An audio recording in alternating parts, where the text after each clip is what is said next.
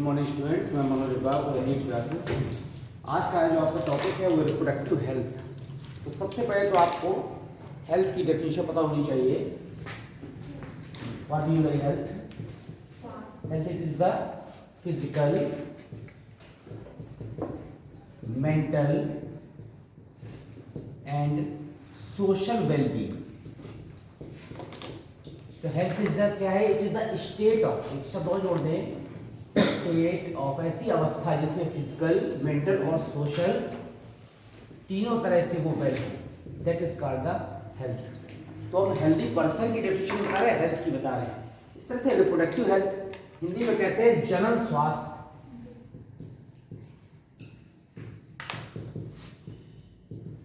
मतलब हेल्थ जो होनी चाहिए at the time of the reproduction.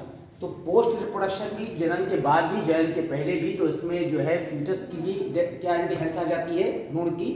जन्म के बाद शिशु की भी आ जाती है, इसके पहले किसकी आती है? मदर की भी आ जाती है। तो तीनों की जो जनन संबंधी जो हेल्थी कंडीशन है, that is called the reproductive health.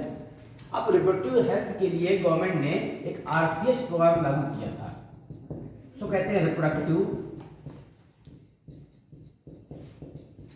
Child health care. इस प्रोग्राम के तहत पूरे भारतवर्ष में गवर्नमेंट ने क्या किया कि जनन स्वास्थ्य संबंधी जितनी भी सुविधाएं हैं, उन सुविधाओं को जो है जगह जगह पर सेंटर में उपलब्ध कराया अपने सरकारी केंद्रों में। और उसके माध्यम से रिप्रोडक्शन के पहले, रिप्रोडक्शन प्रोसेस के दौरान और रिप्रोडक्शन के बाद जो ऑफस्प्रिंग्स उत्पन्न हो रहे हैं उसको कैसे, उसकी हेल्थ को क्या किया जाए, मेंटेन किया जाए। और इसी में बाद में एक टॉपिक आया फैमिली प्लानिंग। तो फैमिली प्लानिंग क्या है? आपने देखा है कि हमारे देश में जो है कंटिन्यू जो पॉपुलेशन बढ़ रही है, ओवर पॉपुलेशन भी हो रही है, उस ह्यूज या ओवर पॉपुलेशन को कंट्रोल करने के लिए यहाँ पर फैमिली प्लानिंग प्रोसेस लाया गया। तो पहले हम पॉपुलेशन की डेफिनेशन हम सबको पता ही है कि number of office of in A limited area, किसी एक पर्टिकुलर स्थान पर एक ही जाति के सदस्यों की संख्या क्या कहलाती है? पॉपुलेशन। तो पॉपुलेशन एक्सप्लोजन का रीजन भी आपको पता है कि यहाँ पर जो हमारे देश में पॉवर्टी है, सोचते हैं कि जितने ज़्यादा जो है ऑफस्प्रिंग या चिल्ड्रन होंगे उतनी ज़्यादा हमारे वर्किंग हैंड होंगे कमाने के लिए, उतनी ज़्यादा क्या है कि इनकम आएगी। तो इसके कारण से लगातार पॉपुलेशन हमारे देश की बढ़ती जा रही है। उस पॉपुलेशन को कंट्रोल करने के लिए जो प्रोसेस लाया गया वो फैमिली प्लानिंग है, ताकि हमारे जितने भी रिसोर्सेज हैं उन रिसोर्सेज पर लोड क्या हो जाए, कम हो जाए। क्योंकि लगातार फूड कम हो रहा है या एयर कम हो रही है, संसाधन कम हो रहे हैं, जो ड्रिंकिंग वाटर है उसकी परसेंटेज क्या हो रही है, कम होती जा रही है। उसको यहाँ पर नियंत्रित करने के लिए हमें फैमिली प्लानिंग प्रोसेस अपनाना होगा या अपनाई गई, ताकि बच्चों की संख्या या जन्म दर पर क्या किया जा सके, नियंत्रण किया जा सके। तो इसी फैमिली प्लानिंग के बहुत सारे प्रोस्पेक्ट्स हैं कि किस किस तरीके से फैमिली प्लानिंग की जाती है। तो इसमें फिजिकल मेथड भी है, केमिकल मेथड भी है, बायोलॉजिकल मेथड भी है। तो फिजिकल मेथड में क्या होता है कि जिस समय मेंस्ट्रुअल साइकिल चलती है, ठीक है, तो मेंस्ट्रुएशन फेज में आपको पता है कि 14th डे ओवुलेशन होता है, 14वें दिन। उस 14th डे ओवुलेशन के समय यहाँ पर लगभग 11th से लेकर और 18th डे तक का टाइम पीरियड अगर छोड़ दिया जाए तो इस दौरान जो है फ्यूजन नहीं हो सकता फीमेल जेनिन का। तो वो 11th से 18 डे की टाइम पीरियड को छोड़ करके रिप्रोडक्शन अगर होता है तो भी फ्यूजन नहीं होगा। ये फिजिकल मेथड से है यहाँ पर। इसके अलावा यहाँ पर क्या हो सकता है कि जो लैक्टेशन पीरियड होता है, लैक्टेशन पीरियड का मतलब जिस समय मिल्क सीक्रेट होता रहता है मदर की बॉडी से शिशु के लिए, तो ऐसा माना जाता है कि उस लैक्टेशन पीरियड, उसे कहते हैं लैक्टेशन एमेनोरिया, उस लैक्टेशन पीरियड में यहाँ पर क्या नहीं हो सकता, फ्यूजन मेल फीमेल गैमीट का मोस्टली नहीं हो सकता है। फिर इसके बाद आपने देखा है कि बहुत सारे ऐसे डिवाइसेस आते हैं कि जिन डिवाइसेस को फिट कर दिया जाता है फिजिकली, ताकि यहाँ पर फ्यूजन मेल और फीमेल गैमीट का रोका जा सके। उसमें आपने पढ़ा है कि उसमें कंडोम यूज हो सकता है। इसके अलावा यहाँ पर इंट्रायूट्राइन डिवाइस फिट हो सकते हैं, कॉपर टी यूज हो सकते हैं। ये सारे क्या है, डिवाइसेस हैं that prevent the fusion of the male and female gametes. इसके अलावा आप केमिकल मेथड्स में आते हैं, तो केमिकल मेथड्स में बहुत सारे ऐसे केमिकल हैं जो टेबलेट के फॉर्म में दिए जाते हैं। तो उसमें ओरल टेबलेट भी हो सकती है, वेजाइनल टेबलेट भी हो सकती है। तो उसमें माला डी है और जो प्रोजेस्टेरॉन जो युक्त जो कैप्सूल है, सहेली, ये सब जो टेबलेट्स हैं, ये क्या है यहाँ पर केमिकल मेथड्स में आ सकते हैं। फिर इसके बाद जो बायोलॉजिकल परमानेंट मेथड्स हो सकते हैं, उसमें क्या करते हैं कि हम यहाँ पर वेसेक्टोमी करते हैं। वेसेक्टोमी का मतलब आपको पता है, नसबंदी।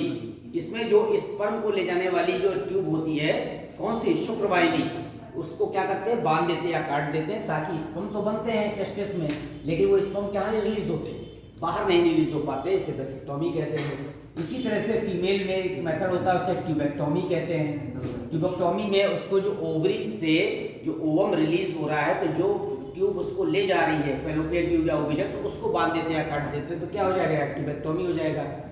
फिर इसके बाद रिप्रोडक्शन से संबंधित अगर जितने भी प्रोस्पेक्ट्स हैं, उन सारे मेथड्स के पढ़ने के बाद हम देखते हैं कि अगर यहाँ पर फैमिली प्लानिंग के बाद भी शिशु उत्पन्न नहीं हो रहे हैं, ठीक है, तो उसके लिए असिस्टेड रिप्रोडक्टिव टेक्नोलॉजी यूज होती है, उसे कहते हैं ART। तो असिस्टेड रिप्रोडक्टिव टेक्नोलॉजी में आपका टेस्ट ट्यूब बेबी, तो वो उन कंडीशन में जिस समय मेल और फीमेल में फ्यूजन नहीं हो पा रहा गैमेट्स का, या शिशु उत्पन्न नहीं हो पा रहे हैं, उसमें उसकी हेल्प के लिए असिस्टेड रिप्रोडक्टिव टेक्नोलॉजी यूज करते हैं। उसमें आता है टेस्ट ट्यूब बेबी। तो टेस्ट ट्यूब बेबी में आपको पता है क्या करते हैं, इसमें जो है फीमेल से ओवम ले लेते हैं और मेल से स्पर्म लेकर के यहाँ पर टेस्ट ट्यूब में फर्टिलाइज करा देते हैं, और जैसे फर्टिलाइजेशन होता है तो zygote is formed and zygote फिर से किसमें इम्प्लांट कर देते हैं, यहाँ पर मदर की बॉडी में, और फिर वहाँ पर मदर की बॉडी में एज इट इज उसका नॉर्मल डेवलपमेंट होता है प्लेसेंटा से जुड़ करके, that is called test tube baby. और इसी को यहाँ पर इन विट्रो फर्टिलाइजेशन भी कहते हैं। इन विट्रो माने होता है शरीर के बाहर, और इन विवो माने होता है इनसाइड द बॉडी। तो शरीर के बाहर फर्टिलाइजेशन हो रहा है तो इन विट्रो फर्टिलाइजेशन। इसी में और मेथड्स हैं, जैसे मैंने आपको एक बार बताया था कि एक मेथड होता है ज़िफ्ट। ज़िफ्ट में क्या होता है, इसमें zygote intra fallopian transfer, zygote को फैलोपियन ट्यूब के अंदर, जाइगोट मैंने बनाया बाहर, फ्यूजन कराया, उसके बाद जाइगोट को फैलोपियन ट्यूब में ट्रांसफर करा दिया। फैलोपियन ट्यूब मैंने ओविडक्ट मैंने अंडवाहिनी, इसे ज़िफ्ट कहते हैं। नेक्स्ट मेथड हो सकता है गिफ्ट। इसमें क्या करते हैं, इसमें गैमीट इंट्राफैलोपियन ट्रांसफर। किसी कंडीशन में अगर गैमीट नहीं बन पा रहे हैं, उस समय गैमीट को आर्टिफिशियली हमने कहां पर, फैलोपियन ट्यूब तक पहुंचा दिया, चाहे मेल को भी और फीमेल को भी, तो गैमीट इंट्रा फैलोपियन ट्रांसफर इसे गिफ्ट कहते हैं। तो गिफ्ट हो गया, ज़िफ्ट हो गया, इसके अलावा इन विट्रो फर्टिलाइजेशन में टेस्ट ट्यूब बेबी हो गया। ये सारे असिस्टेड रिप्रोडक्टिव टेक्नोलॉजी के मेथड्स हैं, जिसमें के दो एक होता है ET एम्ब्रॉय ट्रांसफर। तो एम्ब्रॉय कब कहलाता है, जब जाइगोट डिवाइड करना शुरू कर देता है, तो पहले 2 से 4, 4 से 8, 8 से 16 सेल्स मिलते हैं, उसे एम्ब्रॉय कहते हैं। उस समय एम्ब्रॉय ट्रांसफर करा सकते हैं, ठीक है। तो एनिमल्स में, बहुत सारे एनिमल्स में एम्ब्रॉय ट्रांसफर करा करके जो है जैसे क्लोन बनाया जाता है, उस तरह से यहाँ पर प्रोडक्शन किया गया है। तो ये सब असिस्टेड रिप्रोडक्टिव टेक्नोलॉजी के अंतर्गत आता है, और सभी रिप्रोडक्टिव हेल्थ के अंतर्गत आते हैं। तो यहाँ पर रिप्रोडक्टिव हेल्थ, जनन स्वास्थ्य में कौन कौन सी ऐसी दशाएं हैं जो हेल्थ को क्या करें, प्रभावित कर रही है, रिप्रोडक्टिव हेल्थ को। फिर उन दशाओं के लिए गवर्नमेंट ने क्या क्या प्रयास किए हैं, कौन कौन से मेथड अपनाए जाएं ताकि फैमिली प्लानिंग हो सके, और छोटा परिवार सुखी परिवार का जो गवर्नमेंट का स्लोगन है वो वास्तव में क्या हो सके, धरातल पर आ सके, और उससे जितने भी इन्फेंट्स प्रोड्यूस हो रहे हैं उन सब की हेल्थ अच्छी हो, ठीक है ना, फिजिकली, मेंटली, सोशली, हर तरह से वो क्या हो, वेल डेवलप्ड हो, ताकि समाज में अच्छे लोगों की संख्या, ठीक है, बढ़ जाए, और जो डिफेक्टेड लोगों की संख्या क्या हो जाए, ऑटोमेटिक कम हो जाए। यही इसका मेन उद्देश्य है। और ये सारे उसमें असिस्टेड रिप्रोडक्टिव टेक्नोलॉजी मेथड्स हैं, जिसके कारण से अगर शिशु नॉर्मली प्रोड्यूस नहीं हो पा रहे हैं, तो ये सारी टेक्नोलॉजी उसमें क्या करती हैं, मदद करती है, ठीक है। हम आते हैं जेनेटिक्स टॉपिक पर।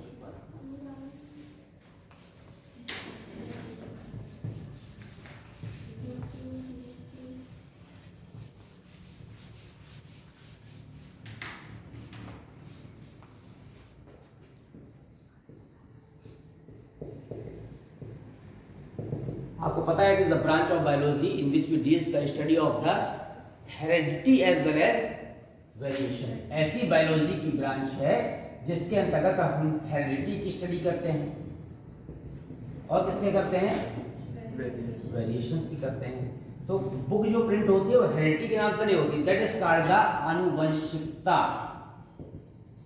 It is the process by which the characters transfer from one generation to another, and variations means जो differences है in the individuals, एक ही जो है पेरेंट्स की जो संतानें हैं उनमें जो आपस में वेरिएशन से मिलता है, that is called the variation, due to the difference in the extent of crossing over. Crossing over कितना ज्यादा हो रहा है, ये क्रॉसिंग ओवर होता है यहाँ पर होमोलोगस क्रोमोसोम में नॉन सिस्टर क्रोमेटिड के मध्य किस स्टेज में, इन द लेप्टोटीन्स जाइगोटीन का पैकिटीन, इन द पैकिटीन सब stage of the prophase first of the meiotic division first between the two non sister chromatids of the homologous chromosome. इस समय जो exchange हो रहा है, कितने क्रोमोसोम कितने जीन्स इससे इसमें आ रहे हैं इससे इसमें हो रहे हैं, that is called the crossing over. उसी के फलस्वरूप क्या उत्पन्न होते हैं, वेरिएशन। तो वेरिएशन जो है ये डिफरेंसेस हैं जिसके बेस पर हम पहचान सकते हैं कि किसी पर्टिकुलर व्यक्ति के एक ही पेरेंट्स की संतानों में भी थोड़ा थोड़ा क्या होता है, जो अंतर होता है, दैट्स कॉल्ड वेरिएशन। तो जेनेटिक्स और में हेरिडिटी और वेरिएशन दोनों की स्टडी करते हैं, और ये क्या है, it is the branch of biology. किसने वर्ड दिया था genetics, word given by the Bateson, एक साइंटिस्ट हुए हैं बेटसन, उन्होंने सबसे पहले वर्ड दिया। Who is the father of genetics, Mendel, Gregor Johann Mendel is the father, Gregor Johann. कल कोई और नहीं आया था पढ़ाने, अच्छा मैं भी सुबह मैंने उनको बताया 6 बजे, तो कोई मैनेज नहीं हुआ कभी जल्दी। Gregor Johann Mendel is the father of the genetics. He conducted experiment in the Pisum sativum, इसमें एक्सपेरिमेंट किया था Pisum sativum उद्यान मटर पर up to the 7 to 8 years, ठीक है। और जो इन्होंने क्रॉस जो है एक्सपेरिमेंट किए थे, इसी के एक्सपेरिमेंट के रिजल्ट के आधार पर इनको फादर ऑफ जेनेटिक्स कहा जाता है।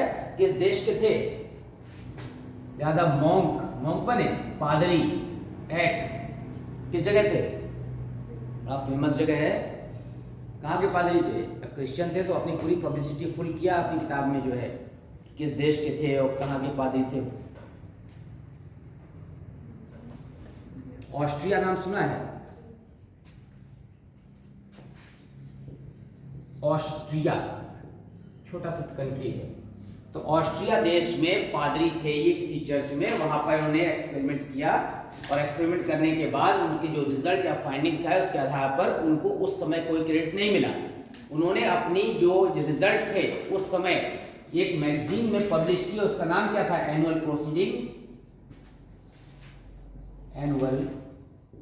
Proceeding of the hybridization experiment, something ऐसा ही था, annual proceeding of the hybridization experiment in Pisum sativum. इस नाम से इनकी जो है जो क्या थी, जो पेपर पब्लिश हुआ था, उस पेपर पब्लिशमेंट के 34 साल बाद उनकी डेथ के बाद जो 3 साइंटिस्ट हुए अलग अलग, उन तीनों ने ये जो एक्सपेरिमेंट किया था, उन्होंने इसी तरह के रिजल्ट, सेम रिजल्ट प्राप्त किए।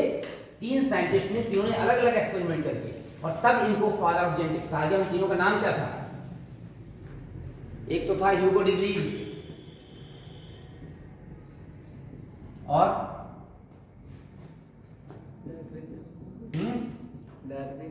नहीं, एक शर्मेक थे, वॉन शर्मेक, तो ह्यूगो डी व्रीज, वॉन शर्मेक और एक साइंटिस्ट कोई और थे हॉलैंड के। उन तीनों साइंटिस्टों ने अलग अलग एक्सपेरिमेंट करके ये जो रिजल्ट प्राप्त किया था, जो ये 34 साल पहले प्राप्त कर चुके थे। So then they are called the father of genetics. अब इन्होंने जो आनुवंशिकी के नियम बनाए, उस आनुवंशिकी के नियम पढ़ने से पहले आपको थोड़ी सी टर्मिनोलॉजी पता होना चाहिए, तब आप इनके बारे में, इनकी जेनेटिक्स की स्टडी कर पाएंगे। कि सबसे पहले आप ये समझ लीजिए कि जो पाइसम सेटाइवम था उसमें जो क्रोमोसोम थे, ठीक है, उन क्रोमोसोम को इन्होंने क्या नाम दिया था, फैक्टर। इन्होंने उस समय कहा यहाँ पर इसको फैक्टर। और ये क्रोमोसोम कितने थे, 7 पेयर ऑफ क्रोमोसोम थे। हर क्रोमोसोम में, एक क्रोमोसोम जो जोड़े में होता है ना, पेयर में, तो दोनों में एक रिसेसिव था, एक डोमिनेंट था, एक प्रबल था, एक अप्रबल था। जो प्रबल था उसको कैपिटल लेटर से प्रदर्शित किया गया था, और जो अप्रबल था उसको स्मॉल लेटर से प्रदर्शित किया गया था। तो जो कैपिटल लेटर से जो हम यहाँ पर रिप्रेजेंट करते थे उसको नाम दिया था डोमिनेंट, प्रभावी, और जो स्मॉल लेटर से रिप्रेजेंट करते थे that is called the recessive, माने अप्रभावी। तो प्रभावी और अप्रभावी, they are the alternate form of the one character. That is called the alleles.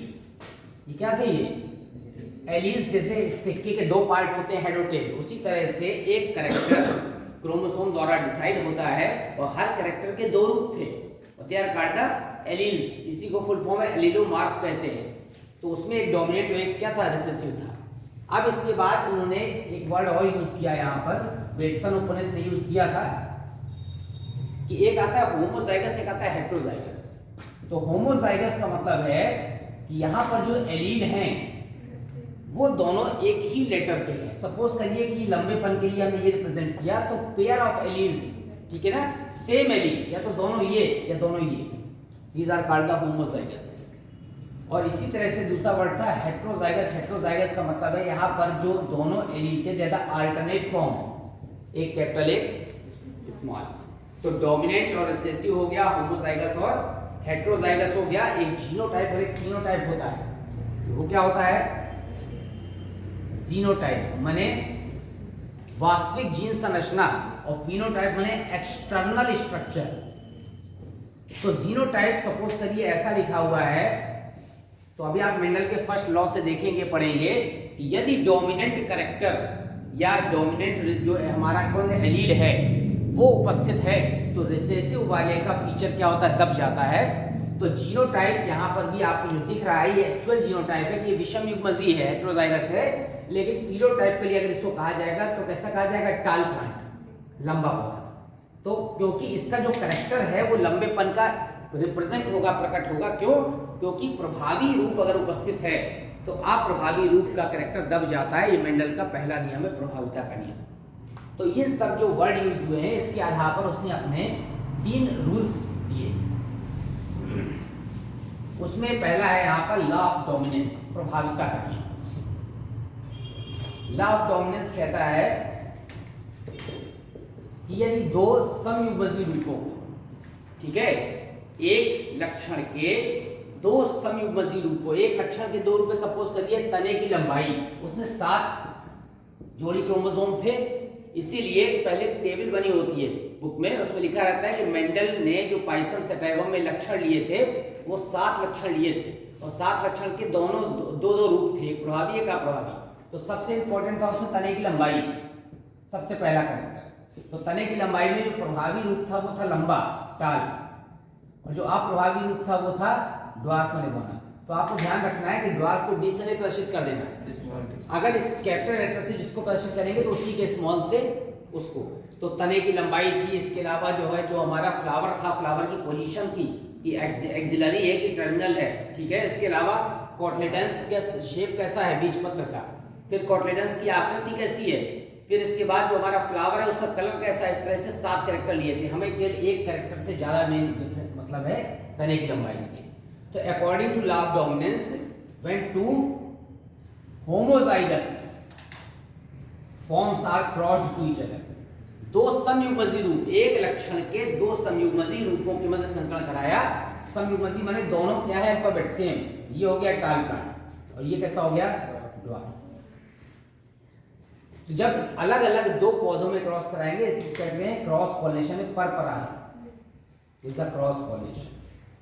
तो when 2 homozygous forms are crossed, then in the F1 generation, ये क्या है? parent generation। in the F1 generation the dominant character appears। ये टाल plant था, dot था, लेकिन जो पौधा बना वो टाल था। इसका मतलब है कि टाल प्लांट इसलिए प्रोड्यूस हुआ क्योंकि यहाँ पर ये कैरेक्टर अपने को क्या मान रहा है? डोमिनेंट व प्रभावी। So it is called the law of dominance. तो according to law of dominance in the F1 generation only the dominant character appears and the recessive character disappears। या कह सकते हैं the character which appear itself is called the dominant, है, ठीक है। और जो कैरेक्टर छिप जाता है is called the recessive। हम समझ गए कि ये क्या था? प्रभावी, और ये रूप क्या था? अप्रभावी। ये मेंडल का पहला नियम।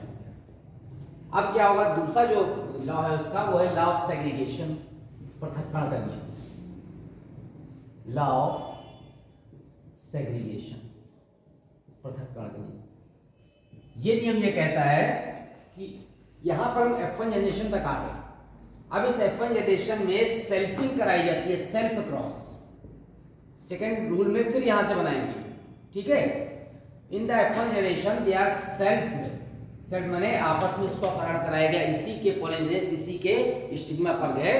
Then in the F2 generation cross, देखिए पहले का इससे, पहले का कैपिटल टी स्मॉल टी, अब इसको आप ऐसे छिपा लीजिए, इसका क्रॉस कराएंगे इससे, कैपिटल पहले लिखेंगे स्मॉल बाद में, जिसका क्रॉस इससे, ये कैसा है यहाँ पर टाल, ये कैसा है टाल, ये कैसा है टाल, ये कैसा है ड्वार्फ। आप देख रहे हैं कि 75% प्लांट्स कैसे हैं टाल, 25% ड्वार्फ, ये F2 जनरेशन है। तो when the heterozygous is self in the F1 generation, then in the F2 generation the genotype and phenotype both appears. अब क्या है इसमें, जो सेकंड जनरेशन है हमारी, लास्ट जनरेशन पृथक्करण के नियम में जो कैरेक्टर छिप गया था अप्रभावी रूप, वो कैरेक्टर भी क्या हो गया, रीअपीयर हो गया। तो यहाँ पर F2 जनरेशन में प्रभावी और अप्रभावी दोनों रूप प्रकट होते हैं, इसलिए इसको पृथक्करण का नियम कहते हैं। माने जो कैरेक्टर छिपा था वो भी क्या हो गया, पृथक हो गया।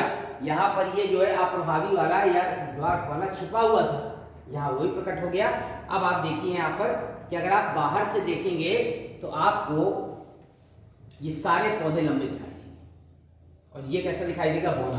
तो रेशियो क्या होगा, 3:1।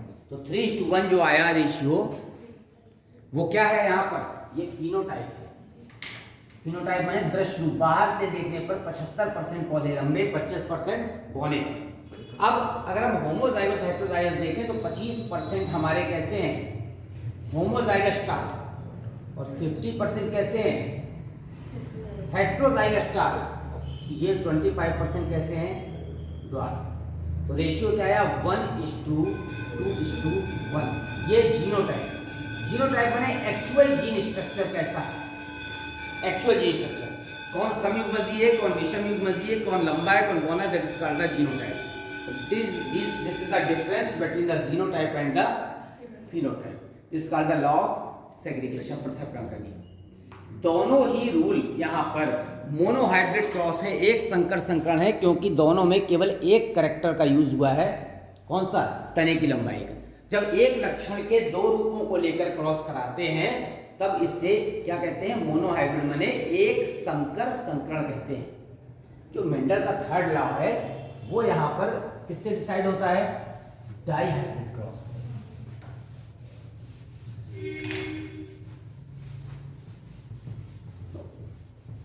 उसे क्या कहते हैं यहाँ पर, independent assortment, law of independent assortment,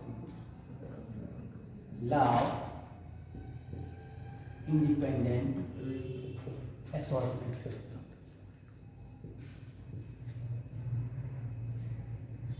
ये जो इंडिपेंडेंट असॉर्टमेंट का जो रूल है, स्वतंत्र अपीहन का नियम, स्वतंत्र अपीहन का नियम, ये यहाँ पर बेस्ड है किस पर, डाइहाइब्रिड क्रॉस पर, बेस्ड ऑन डाइहाइब्रिड क्रॉस। ठीक है। अब यहाँ पर उन्होंने कितने कैरेक्टर लिए हैं, 2 कैरेक्टर लिए हैं। अभी तक हम यहाँ पर एक ही कैरेक्टर को लेकर क्रॉस करा रहे थे, अब यहाँ पर 2 कैरेक्टर लिए। कौन कौन से ले लिए इसने, यहाँ पे ले लिया बीज पत्र का रंग और आकृति। ठीक है, तो यहाँ पर आपने लेके सपोज करिए हम ऐसे रिप्रेजेंट करते हैं, यह है राउंड,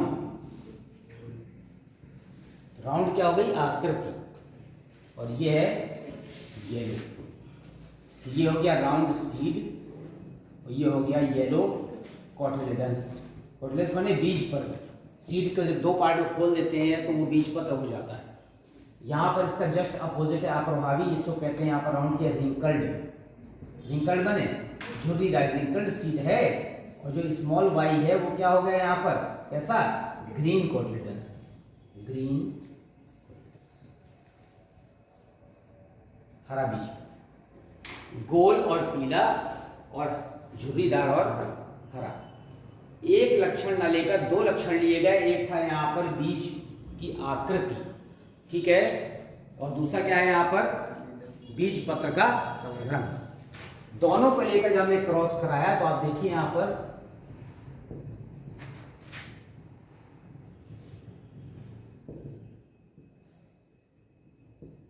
आर के साथ आर लिख दिया, वाई के साथ वाई लिख दिया। अब आप क्रॉस बना देंगे capital R Y, capital R small Y, small R capital Y और स्मॉल आर स्मॉल, यही रेशियो यहाँ लिख देना है, यही क्रम।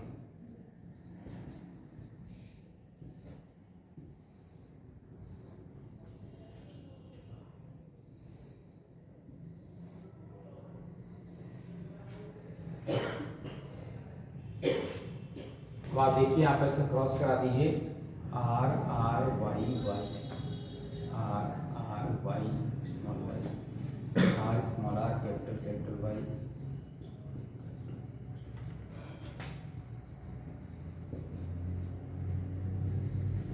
इसका क्रॉस यहाँ।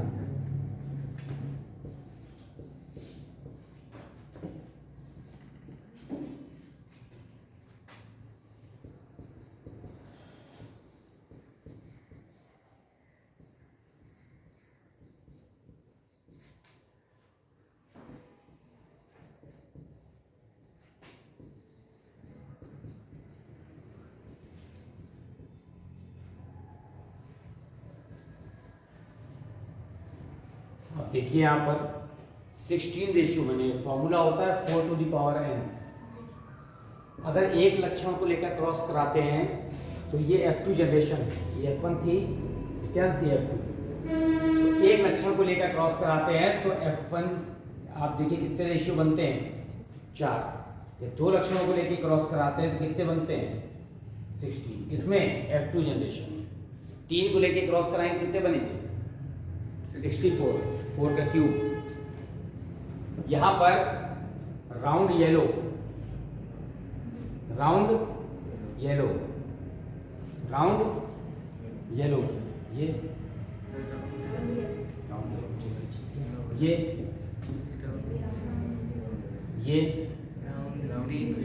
अब देखिए 1 2 3 4 5, 5 हो गए राउंड येलो। ठीक है, अभी हम केवल राउंड येलो के लिए ले रहे हैं, ये भी राउंड येलो। क्यों, क्योंकि अगर दो में से एक लेटर भी कैपिटल है, ये भी राउंड होगा, ये भी राउंड होगा, ये भी येलो है और ये भी येलो, दो में से एक अल्फाबेट भी कैपिटल है तो प्रभावी का गुण आएगा। तो 1 2 3 4 5 6 7 8 9, ठीक है। 9 कैसे हो गए यहाँ पर,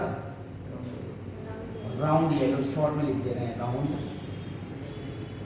अब जिसमें टिक नहीं किया उसको देखते हैं, राउंड और ग्रीन, ये भी राउंड और ग्रीन, ठीक है। तीसरा देख लीजिए वाला, राउंड और ग्रीन, जिसमें आर कैपिटल है तो हो गया राउंड, वाई स्मॉल है तो हो गया। अब रिंकल्ड येलो, स्मॉल आर से रिंकल्ड, रिंकल्ड येलो, रिंकल्ड, 3 हो गए यहाँ पर, रिंकल्ड येलो, और लास्ट का एक बचा रिंकल्ड ग्रीन। अब आप इसमें देखिए राउंड, राउंड देख लीजिए, राउंड कितने हैं, 12, और राउंड का अपोजिट रिंकल्ड कितना है, 4। 12:4 मीन्स 3:1। यही रेशियो लॉ ऑफ सेग्रीगेशन पृथक्करण के नियम में आया था F2 जनरेशन में, 3:1, 75% पौधे लंबे, 25% घने। फिर हम राउंड को छोड़ दें, येलो गिन ले, 9 और 3 12 येलो डोमिनेंट थे, और अप्रभावी कितने थे, 4। यही रेशियो फिर आया। It is the modification of the law of segregation. और इंडिपेंडेंट असॉर्टमेंट ये कहता है, पृथक्करण का नियम, कि इस नियम के अनुसार जब दो लक्षणों के रूपों को लेकर संकलन कराते हैं तो कोई भी लक्षण फ्रीली दूसरे लक्षण से क्या कर सकता है, संयोग कर सकता है। लेकिन ये ध्यान रखना है कि एक रहेगा शेप और एक रहेगा कलर। दो शेप एक साथ क्रॉस नहीं कर लेंगे, तुम राउंड भी कर दो और रिंकल्ड भी कर दो, ठीक है। दो कलर एक साथ कंबाइन नहीं कर जाएंगे, येलो ग्रीन दोनों एक साथ कंबाइन कर जाए। एक रहेगा शेप माने आकृति, दूसरा रंग। इस तरह से जब क्रॉस होगा, that is called the law of independent assortment, स्वतंत्र अपीवन का नियम।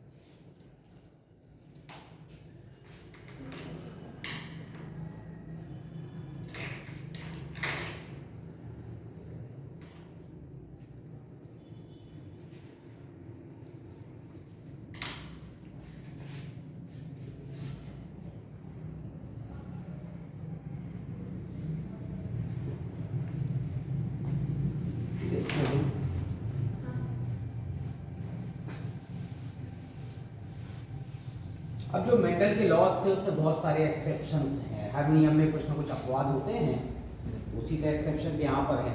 अगर एक्सेप्शन देखें यहाँ पर एक्सेप्शंस ऑफ मेंडल्स लॉज,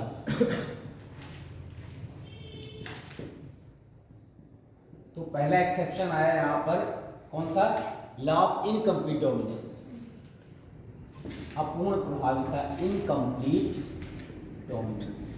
किसने डिस्कवर किया, कार्ल कोरेंस ने किया था, डिस्कवर्ड बाय कार्ल कोरेंस। किसमें किया था, इन मिराबिलिस जलापा, गुलाबास पे किया था। मिराबिलिस जलापा का दूसरा नाम बताइए, 4 o'clock कहते हैं, शाम के समय खिलता है फ्लावर, इसलिए 4 o'clock का नाम रखा। मिराबिलिस जलापा कहते हैं, हिंदी में गुलाबास कहते हैं। क्या है इनकम्प्लीट डोमिनेंस, इन्होंने देखा कि एक लक्षण के 2 रूपों के मध्य, वो भी 2 रूप कैसे, समयुग्मजी बने, प्योर रेड और प्योर व्हाइट, ये है समयुग्मजी। एक लक्षण के 2 समयुग्मजी या शुद्ध रूपों के मध्य क्रॉस कराने पर, ये फ्लावर था रेड फ्लावर, ये था व्हाइट फ्लावर। F1 जनरेशन में जो करेक्टर रिप्रेजेंट हुआ या अपीयर हुआ, that is called pink colour. It means neither red nor white is dominant, कोई भी प्रभावी नहीं था, तो रेड और व्हाइट का दोनों मिक्स हो गए, तो क्या गया, पिंक कलर आ गया। ये F1 जनरेशन थी, ये पेरेंट जनरेशन थी, that is called the incomplete dominance. माने मेंडल का नियम यहाँ गलत हो गया कि दोनों में से कोई भी एक रूप प्रभावी होता है, यहाँ पर दोनों में से कोई भी रूप पूरी तरह से प्रभावी नहीं था, that is called the incomplete dominance. And when selfing takes place, जब स्वपरागण कराया गया, किससे किसके बीच में, पिंक कलर में, जब स्वपरागण कराया, तो आप देख रहे हैं यहाँ पर जो रेशियो आया,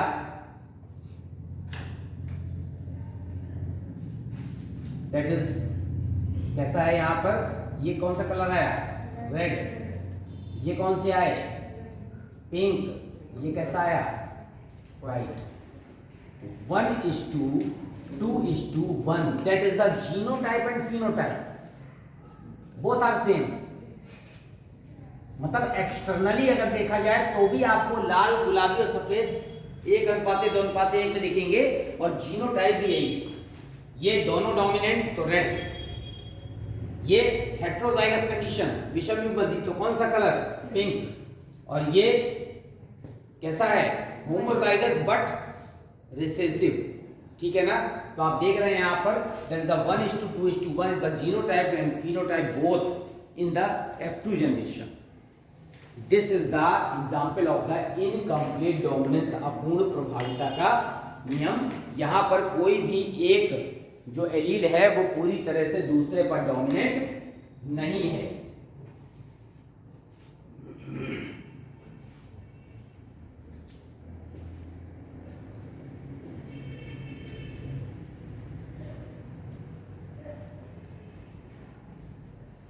देखिए फैमिली प्लानिंग की लगे हुए हैं चार्ट, रिप्रोडक्टिव हेल्थ,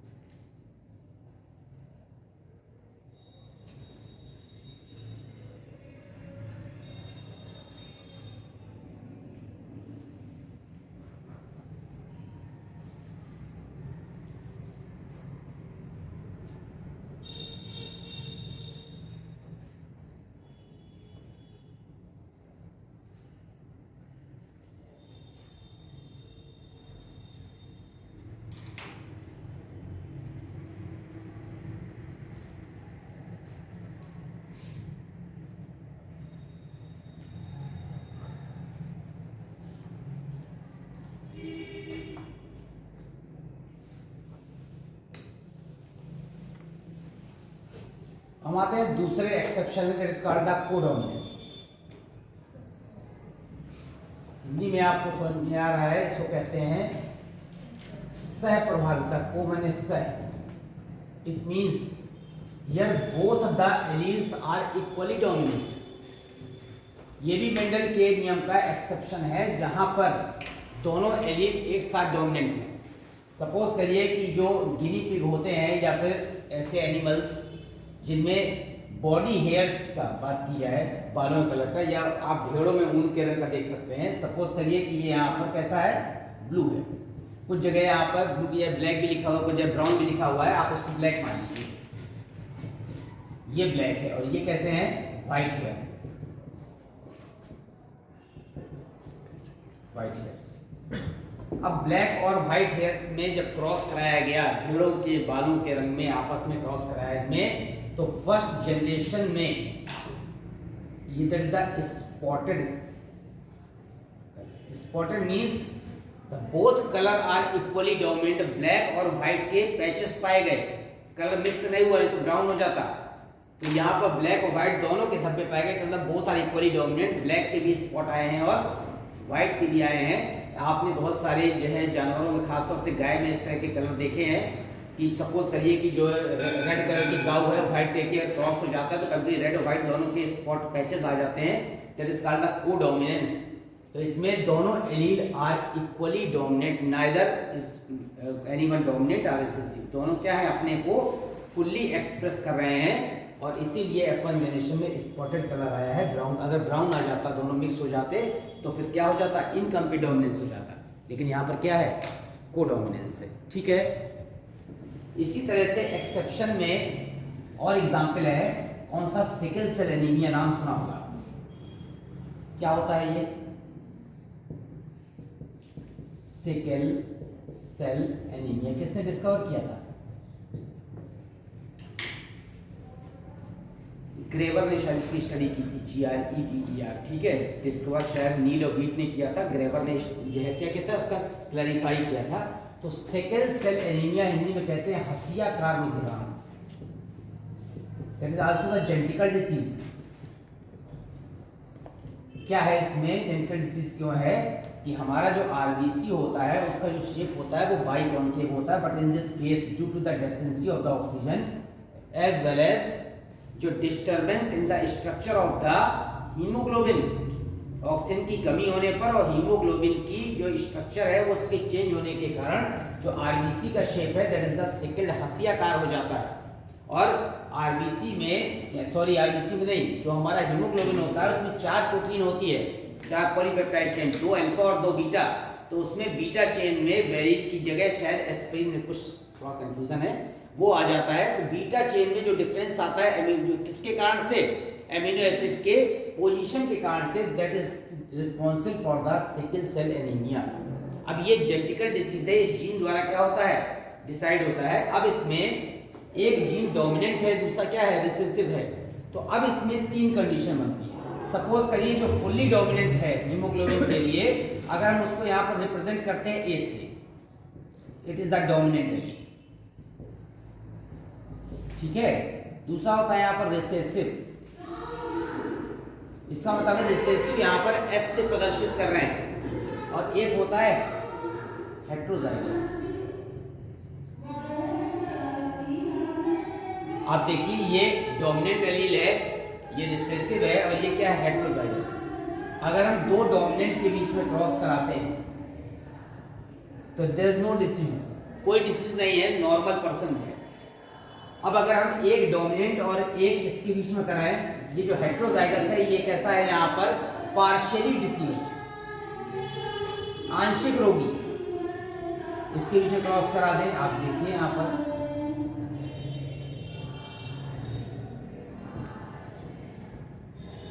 जो 50% हमारे पर्सन है वो कैसे हैं, यहाँ पर पार्शियली डिसीज। का मतलब है कि ये थोड़े से वीक हैं, बहुत ज्यादा हार्ड वर्क नहीं कर सकते हैं, क्योंकि ऑक्सीजन कैरिंग कैपेसिटी सिकल्ड होने के कारण कम हो जाती है। तो इसमें 50% चांस है हेल्दी पर्सन के उत्पन्न होने के, या फिर किसके, पार्शियल डिसीज के। लेकिन अगर हम यहाँ पर इसका क्रॉस ऐसा करा दें, 2 आंशिक रोगी के बीच में यहाँ क्रॉस करा दें, तो आप देखिए कंडीशन,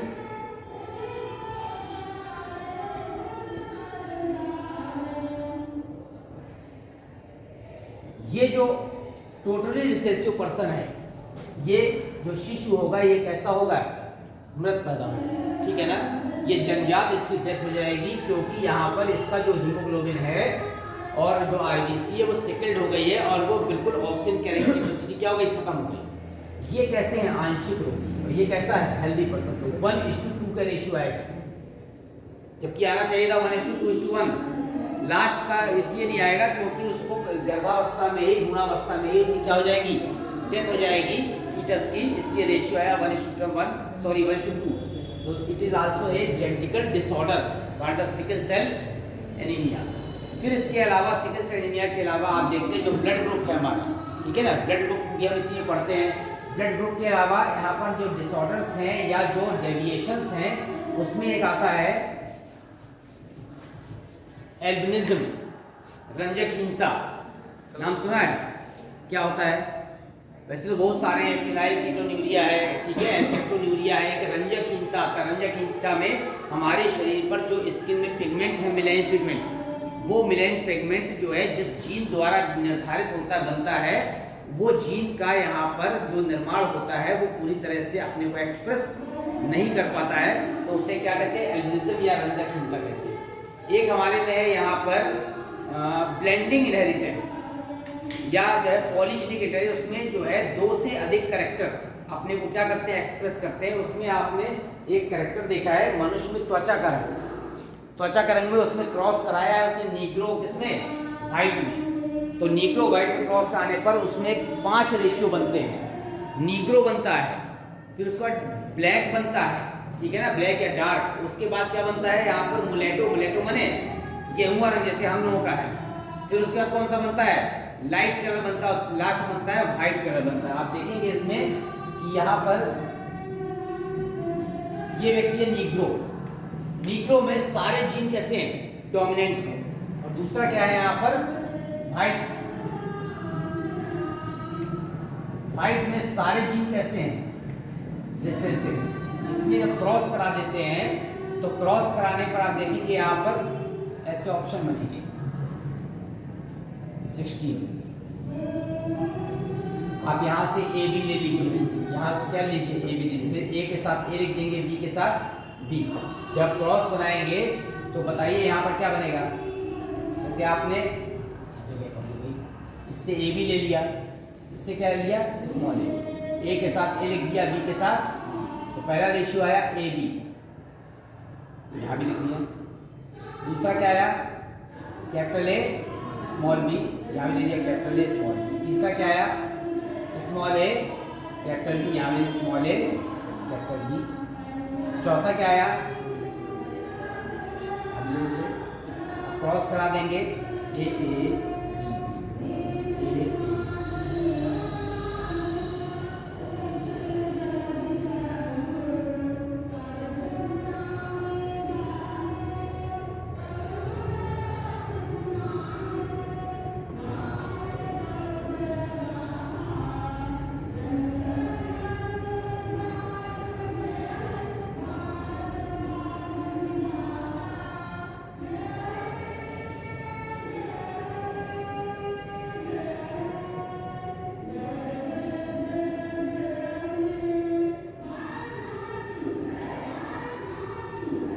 इसमें क्या है, आपको काउंट कैसे करना है, जहां सब जीन डोमिनेंट है वो क्या है, नीग्रो। तो नीग्रो देखिए, एक नीग्रो, 1 है नीग्रो। जहां पर 3 जीन डोमिनेंट है, 1 2 3 4, वो कैसे हैं यहाँ पर, वो डार्क। जहां पर 2 जीन डोमिनेंट है, 2 में देखिए आपको कौन सा आएगा, ये 1 2 3 4 5 6, वो कैसे हैं यहाँ पर, मुलेटो, ठीक है। जहां पर 1 जीन डोमिनेंट है, 1 में कौन सा बचा, ये, इस वाले में कोई बचा नहीं, 1 2 3 4, वो है यहाँ पर लाइट का हल्के। और जहाँ पर सब अप्रभावी है वो कैसा है यहाँ पर, हाइट। इसे कहते हैं पॉलीजेनिक इनहेरिटेंस। मात्रात्मक वंशागति में कहीं कहीं लिखा रहता है, क्वांटिटेटिव इनहेरिटेंस लिखा रहता है, तो मात्रात्मक वंशागति में 4 से ज्यादा रेशियो बनते हैं, ठीक है ना। ये मात्रा पर निर्भर करता है कि कितने जीन क्या है, डोमिनेंट है, कितने प्रभावी एलील होंगे, उतना ही यहाँ पर कलर क्या होता जाएगा, डार्क होता जाएगा, और जितने प्रभावी एलील कम होते जाएंगे उतना ही कलर क्या होता जाएगा, हल्का होता चला जाएगा। तो ये जो व्हाइट कलर है ये यहाँ पर एल्बिनिज्म की श्रेणी में आता है। इसमें त्वचा में मेलानिन वर्णक बिल्कुल नहीं दिखाई देता, और वो स्किन बर्न होने लगती है किसकी उपस्थिति में, सनलाइट की उपस्थिति में, तो वो ब्राइट सनलाइट को बर्दाश्त नहीं कर पाता है। तो ये जो व्हाइट में अगर पूरी तरह से डोमिनेंट जीन या एलील खत्म हो जाते हैं तो फिर उसमें एल्बिनिज्म कंडीशन आ जाती है, रंजकहीनता। जैसे जैसे मेलानिन वर्णक की मात्रा शरीर में बढ़ती है तो शरीर में प्रतिरोधक क्षमता क्या होती है, बढ़ती है, तो फेस करने की क्षमता बढ़ जाती है, किसको, एनवायरमेंटल कंडीशन को, प्रतिरोधक क्षमता बढ़ जाती है। तो हम लोग जो क्रीम लगाते रहते हैं लगातार, खासतौर से लड़कियां लगाती रहती हैं, तो वो मेलानिन क्या करते रहते हैं, कम करते रहते हैं। हमको कम नहीं करना है, जितना है उतना ही बनाए रखना है मेलानिन, ठीक है ना। मेलानिन वर्णक कम होने का मतलब है आपके अंदर रेजिस्टेंस पावर क्या हो रही है, कम हो रही है लगातार। और ये जेनेटिकली है, आनुवंशिक रूप से कोई भी क्रीम आपको गोरा नहीं बना सकती है। वो थोड़ी देर के लिए पोत सकते हैं सफेद पेंट आप, ठीक है, लेकिन जैसे ही मुंह धोएंगे तो फिर से वही कलर निकलेगा, क्योंकि वो मेलानिन वर्णक को कम नहीं कर सकती। केवल जो सन बहुत ज्यादा ब्राइट लाइट आ रही है सन से, उसको थोड़ी देर के लिए रिफ्लेक्ट कर देती है। अब आपके अंदर जेनेटिकली अगर मेलानिन वर्णक मात्रा ज्यादा है तो आप उसको जेनेटिकली कम नहीं कर सकते, एक्सटर्नली कम नहीं कर सकते, ठीक है ना।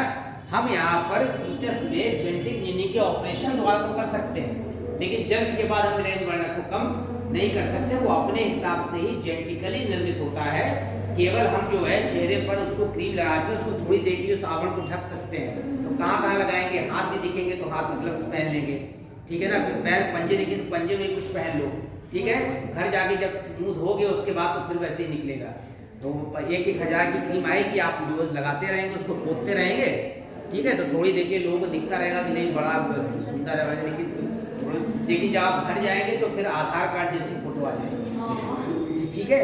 मतलब मैं नहीं कह रहा हूँ आप लोग सुंदर है, अच्छी बात है, लेकिन जो है ओरिजिनल फोटो वैसी ही आ जाएगी। तो ओरिजिनल फोटो कोई देखेगा तो वो तो पहचान ही नहीं पाएगा। इसलिए अच्छा है कि भगवान ने जैसा कलर बनाया है वैसे ही ठीक है, ठीक। तो आप देखिए अगर जो है हमारी स्किन डार्क होती है तो हम उसको गोरा करते रहते हैं, और बाल सफेद होने लगते तो उसको काला करने लगते हैं, ठीक है। तब आप लोग गोरा होने की क्रीम लगाती हैं, हम बाल को सफेद को क्या करने के लिए, ब्लैक करने के लिए मेहंदी लगा लेते हैं।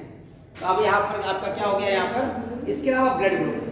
ब्लड ग्रुप आपको पता है, आपने सबने पढ़ा हुआ है। तो ब्लड ग्रुप का जो निर्धारण है वो भी आपको पता है कि सबसे पहले जो ब्लड ग्रुप होता है वो एंटीजन के आधार पर डिसाइड होता है।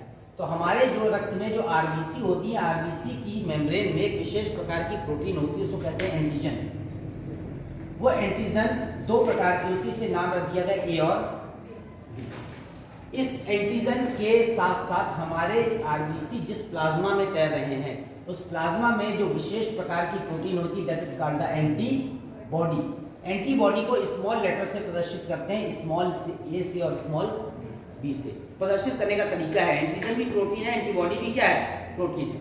अब एंटीजन के आधार पर ब्लड ग्रुप डिसाइड होता है कि अगर एंटीजन आपकी बॉडी में ए है तो आपका ब्लड ग्रुप भी क्या होगा, ए होगा। अगर एंटीजन बी है तो ब्लड ग्रुप भी बी होगा। अगर दोनों antigen both antigen are present at the same time then blood group is also AB and there is no antigen zero, उसको ओ पढ़ने लगे। अगर एंटीजन नहीं है तो ब्लड ग्रुप भी क्या है, जीरो, ठीक है। ओ मींस जीरो, पहले जीरो ही था उसको ओ पढ़ने लगे, लेकिन है वो जीरो। जीरो का मतलब है यहाँ पर एंटीजन नहीं है।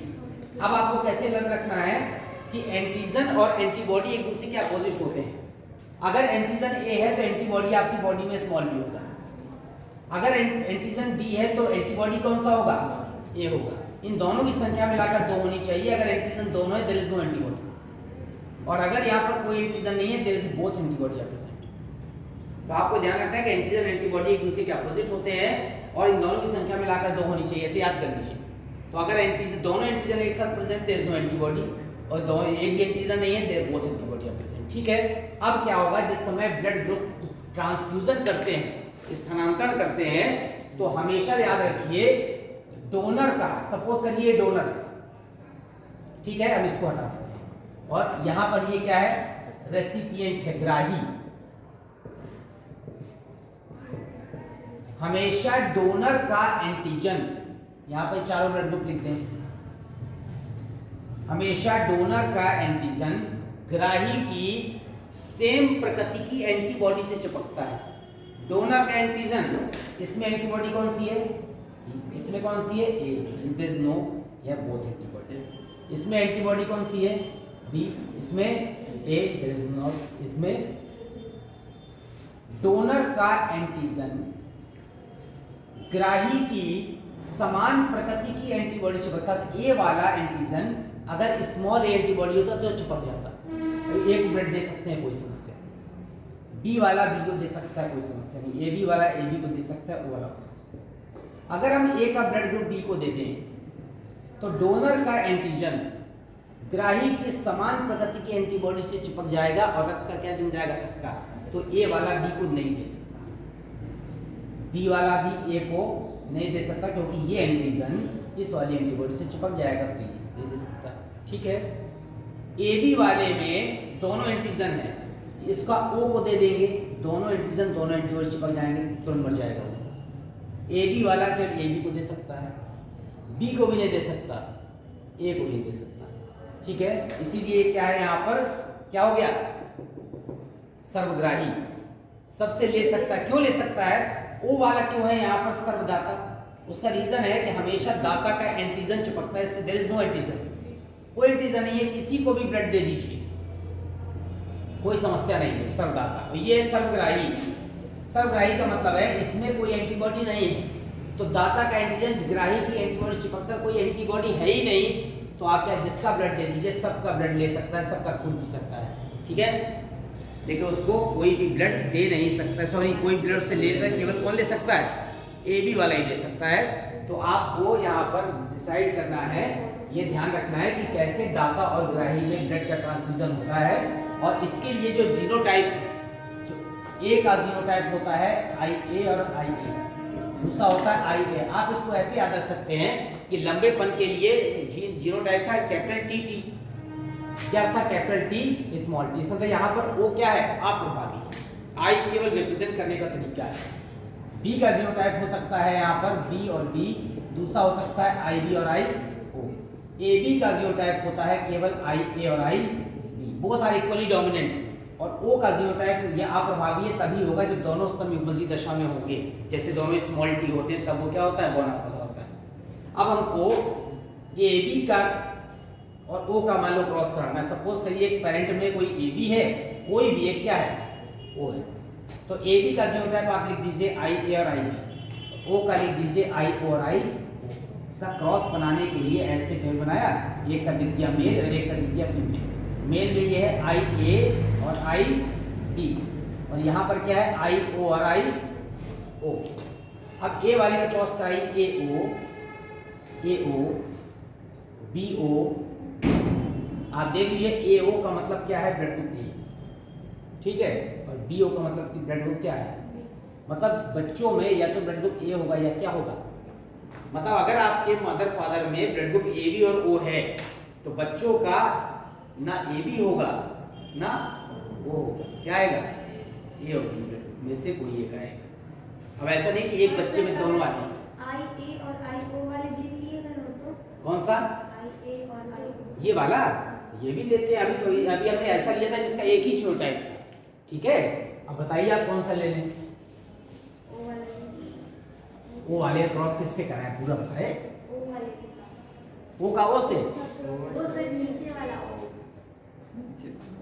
ये वाला किससे क्रॉस करा दे बेटा, इसको किससे कराएं, ये वाले के साथ, इससे, मतलब ब्लड ग्रुप ए और ओ का क्रॉस, ऐसा ना, ठीक है। ये हो गया मेल, ये हो गया फीमेल। जीनोटाइप इसमें दो है, आई ए, दूसरा है आई ए और आई ओ, इसके जीनोटाइप एक ही है, ठीक। अब यहाँ पर दो क्रॉस बनेंगे, दो इसलिए बनेंगे कि एक बार इसका क्रॉस इससे होगा, इसका इससे। अब इसका क्रॉस देख लीजिए, यहाँ पर हमने मेल लिख दिया, यहाँ फीमेल। अब इसको जो है शॉर्ट में लिखते हैं हम, बहुत समय लगा रहे हैं, ए ए, ठीक है, आई हटा दिया, यहाँ पर क्या लिया, अब ए ओ सारे बच्चे, इस वाले में फिर से मेल और फीमेल ले लिया यहाँ पर, अब ये ले लिया ए और ओ, इसका क्रॉस इससे, यहाँ पर ए ओ इसका क्रॉस तो बच्चे या तो ए के होंगे या किसके होंगे, ओके ठीक है। तो अब इसी तरह से बी और ओ का ले सकते हैं। सर इसमें पॉजिटिव नेगेटिव क्या? अभी बताएंगे। अब हम इसमें ए और बी का क्रॉस बनाएंगे तो 4 बनेंगे। एक बार इसका इससे, दोबारा इसका इससे, फिर इसको ढक देंगे, तीसरी बार इसका इससे और फिर इसका इससे, ठीक है ना। इस तरह से हम यहाँ पर जो ऑफस्प्रिंग्स है, शिशु है, उसमें ब्लड ग्रुप का निर्धारण कर सकते हैं। अब हम आते हैं यहाँ पर कि ब्लड ग्रुप में आरएच फैक्टर क्या होता है। आरएच फैक्टर, ये जो हमारा रक्त समूह का निर्धारण है, इसमें एक फैक्टर होता है आरएच फैक्टर। आरएच फैक्टर क्या है, इसको यहाँ पर रीसस फैक्टर कहते हैं। यहाँ पर रीसस नामक बंदर में एक विशेष प्रकार का एंटीजन खोजा गया। किसमें? रीसस बंदर, उसे नाम दिया गया आरएच फैक्टर। जिस ब्लड ग्रुप में ये पाया जाता है वो आरएच पॉजिटिव, इसमें नहीं पाया था वो आरएच नेगेटिव। मतलब पहले 2 एंटीजन खोजे गए थे, ए और बी, बाद में रीसस बंदर में एक और विशेष एंटीजन खोजा गया, उसका नाम रखा गया आरएच फैक्टर। जिस ब्लड ग्रुप के भी आप हैं, अगर आप में आरएच फैक्टर है तो आरएच पॉजिटिव और नहीं है तो आरएच नेगेटिव। इसका जो जीनोटाइप है वो ऐसे निर्धारण होता है, ये है प्रभावी, ये भी है प्रभावी, बस ये है कि समयुग्मजी प्रभावी है, ये कैसा है विषम प्रभावी, और ये कैसा है अप्रभावी, ठीक है। जैसे जीनोटाइप बनते हैं कैपिटल टी, लंबा पौधा, कैपिटल टी स्मॉल टी, विषम युग्मजी लंबा, और स्मॉल टी कैसा बौना, उसी तरह। अब आप आरएच फैक्टर से संबंधित एक विशेष प्रकार का डिसीज होती है, डिफेक्ट वो तब होता है जब उसे क्या कहते हैं, यहाँ पर आप देखिए, उसे कहते हैं एरिथ्रोब्लास्टोसिस फीटालिस। एक डिसीज है एरिथ्रोब्लास्टोसिस फीटालिस। इस डिसीज में क्या होता है कि सपोज करिए कि मदर आरएच पॉजिटिव है और भ्रूण क्या है आरएच नेगेटिव। आपका ब्लड ग्रुप कुछ भी हो, मान लीजिए ओ है, अगर आरएच फैक्टर भी है तो ओ प्लस हो जाएगा और नहीं है तो ओ नेगेटिव हो जाएगा। अगर हमारा ब्लड ग्रुप ए है तो आरएच फैक्टर है तो ए पॉजिटिव, नहीं है तो ए नेगेटिव। अब क्या होगा, जब मदर और भ्रूण के बीच में जो प्लेसेंटा से कनेक्शन होता है, अब अगर भ्रूण आरएच नेगेटिव है तो भ्रूण का रक्त जब मदर के रक्त के पास जाएगा तो ये नेगेटिव माने आरएच एंटीजन नहीं है, ठीक है। जब आरएच एंटीजन नहीं है तो मदर के ब्लड में जाकर के इसके बदले में कोई भी एंटीबॉडी नहीं बनेगा, क्योंकि यहाँ पर एंटीजन नहीं है। मदर का रक्त जब यहाँ से ट्रेवल करता हुआ आएगा भ्रूण में तो इसमें आरएच पॉजिटिव माने आरएच एंटीजन है, और ये एंटीजन के बदले में भ्रूण का रक्त क्या बनाएगा, एंटीबॉडी। क्या बनाएगा, एंटीबॉडी। लेकिन वो एंटीबॉडी इसको नुकसान नहीं पहुंचाएगी, क्योंकि यहाँ पर खुद का एंटीजन नहीं है, और इतने कम एंटीबॉडी बनाएगा भ्रूण, क्योंकि भ्रूण में 100-200 ml ब्लड होता है, मदर में होता है 5 से 6 लीटर। तो इतने कम एंटीबॉडी बनेंगे कि कोई नुकसान नहीं होगा। लेकिन इसका अपोजिट हो जाएगा, भ्रूण आरएच पॉजिटिव हो जाए और मदर कैसी हो जाए, आरएच नेगेटिव। अब देखिए, जैसे ये ब्लड सर्कुलेट करता हुआ यहाँ तक गया तो आरएच पॉजिटिव माने क्या है, इसमें आरएच एंटीजन है। इस एंटीजन के बदले में मदर का रक्त ढेर सारी एंटीबॉडी बनाएगा, लेकिन वो एंटीबॉडी इसको नुकसान नहीं पहुंचाएगी क्योंकि इसमें एंटीजन नहीं।